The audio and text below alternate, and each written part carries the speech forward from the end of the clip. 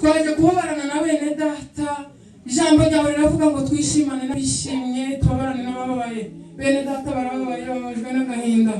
Hari abana barimo batuvamo, abavyeyi barimo bararira bafite agahinda, abavyaye barimo bararira, abataravyaye barimo bararira. Ariko umuririmbyi yararimbye aravuga ngo wasiwe, hari umunsi tuzagusiga, tuzigira iwacu mu ijuru aho tutazongera kubabara. Turimo turabura abana bari bagifite abandi bana mu nda tutazi, dufite agahinda tudashobora ko twasobanura mwana masaha. Ariko nta wundi wahumuriza imitima y'abababaye bose. Niwe uzi ubwenge ugasanga imitima y'abantu bajyanye ku gitanda ukamubwira ngo nihangane, iyi si tuyifite n'igihe gito turabashitsi turabimukira. Ugahumuriza abantu bose, ukagana mu bakomeye, ukagana mu boroheje, abadafite shinga na rugero. Buri mutima w'umuntu wese ukimuriza umusanga ukamuhumuriza, ukamwereka ko iyi si tuyifite n'igihe gito y'amana. Nta wundi wabagirira neza, nta wundi wabatabara, nta wundi wabafasha, ni wowe duhanze amaso. Tukweretse kiriya gihugu cyacu cya Kongo Mana. Uratuzi turi umugambi wawe ntiwaburizwamo. Nubwo isi yashira, nubwo twapfa buri munsi, nubwo twapfa tuzira uko twaremwe, ariko hari igihe kimwe, hari umugoroba umwe tuzatarama tuvuga amashimwe, ntabwo tuzashira. Nubwo turimo dupfa ntituzashira. Hari igihe tuzarataramira mu mirenge, hari igihe tuzagira ibiterane mu mirenge, hari igihe tuzahagarara, hari igihe tuzavuga Imana. Nubwo abana barimo badusiga, nubwo buri munsi uko bukeye tugenda tubona ibintu byinshi bitandukanye, ariko hari igihe tuzishima, hari igihe tuzagubwa neza, hari igihe tuzatuza, hari igihe tuzabona turi iwacu.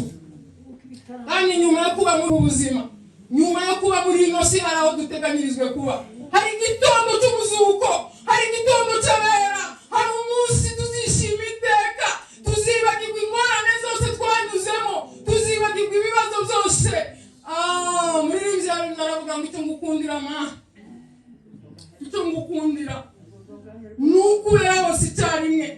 Icyo ngukundira Ma, hari mu ijuru nta kubabara, mu ijuru nta gutekereza, mu ijuru nta migambi, tuzishima iteka gusa. Mu ijuru ntituzashika ngo tubarire abantu ngo se ngo buryo badusize byagenze gute. Hano mu isi, hano turimo dutekereza, ariko mu ijuru tuzishima iteka, tuzanezerwa iteka, nta mpamvu yo kubabara. Nubwo turimo tubabazwa n'ibi byose, nubwo turimo turira ubutaca, ababyeyi barimo bararira bakahekenyeza amenyo,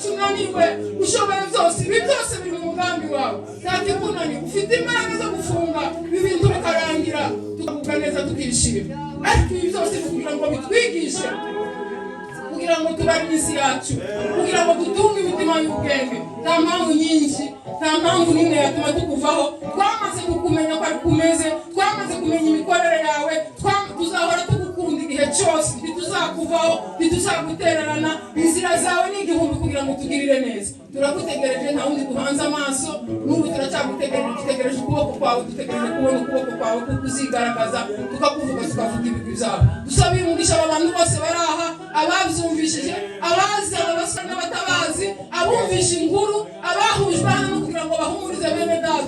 Ubagirire neza, buri wese watanze umwanya wiwe umugirire neza. Twebwe twese uduhe kukumenya no kugusobanukirwa, cyane cyane uduhe kwita ku iherezo ryacu kuko tutazi umunsi n'igihe. Savye nizeye ko kuri Imana izahemba kandi igakiranuka muri byose. Kubwa Yesu umwami wacu urakoze. Amen.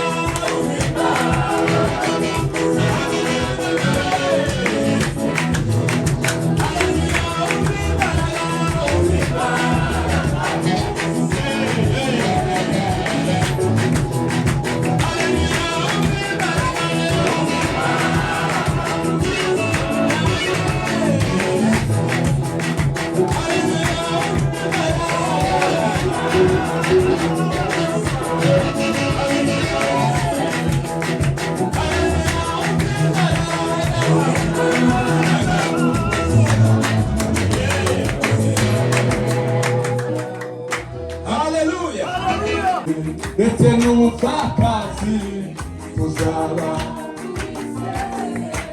nimureme nshuti nimureme tuzamubona uwo mwami mwiza w'umupfubyi ndetse n'umupfakazi tuzaba nimureme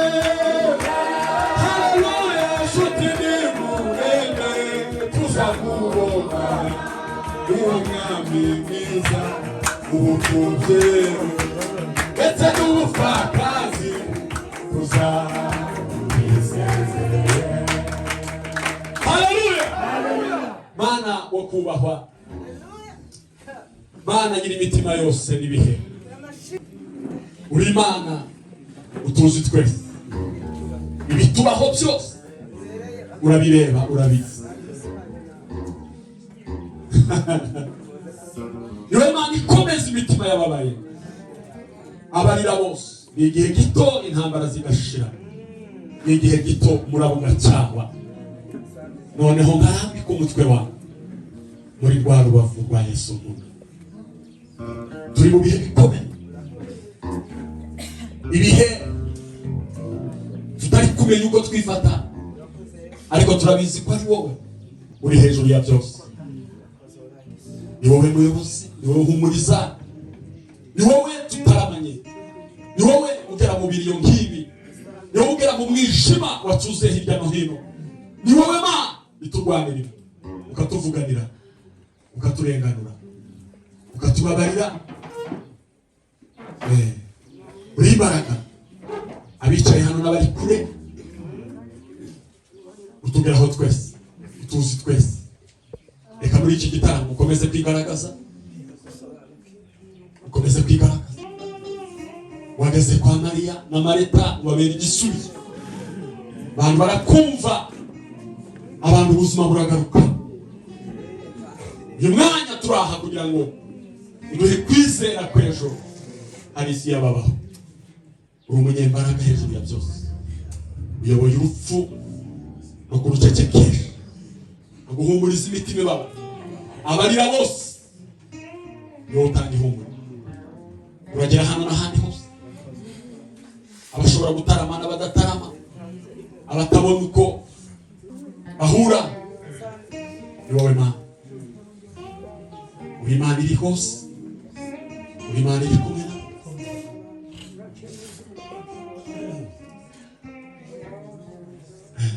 Uri Imana iri kumwe uri n'ubibone. Iyo turi kumwe nawe, iyo twibutse ko tuzagirirwa neza mu isi y'ababa, dukomere twirindira Imana, dukomere twirindira Imana. Komeza kubana natwe muri uyu mwaka, wongera mu mitima ukahaganiriza, ukamurika umucyo. Abatabaye bose ubahe umugisha, abatabawe nabo bahe gukomera. Twizere ko tuzarebera kugira neza k'Uwiteka mu isi y'ababa, mu izina rya Yesu Kristo. Amen.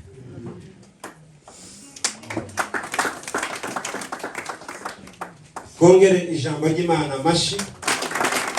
Yakoze Pastor Imana umugisha. Mu mwanya mutoya tugiye gusenga, kongere dusenga Imana.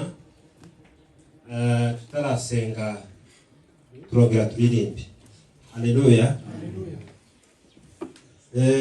Iyo turi hano hantu tuba dufite icyatuzanye kandi tugomba kugikora.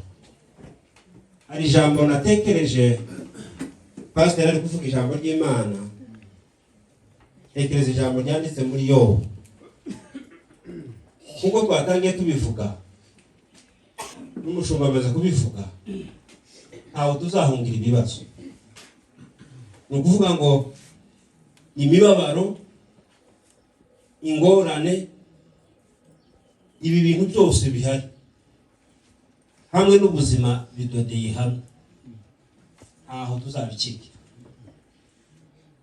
Iki ni igihe cy'uruvange, ni igihe kivanze n'umunezero, kivanze n'imibabaro, niko bimeze. Niyo mpamvu Bibiliya ivuga ngo kino gihe, imibabaro y'iki gihe, ab'iki gihe, umwami w'iki gihe, tukiri hano muri ino si tuzagira ibibazo. Ijambo natekereje, iyo abantu umuntu amenyereye ikintu azabona ari cyiza, nubwo cyoba ari kibi.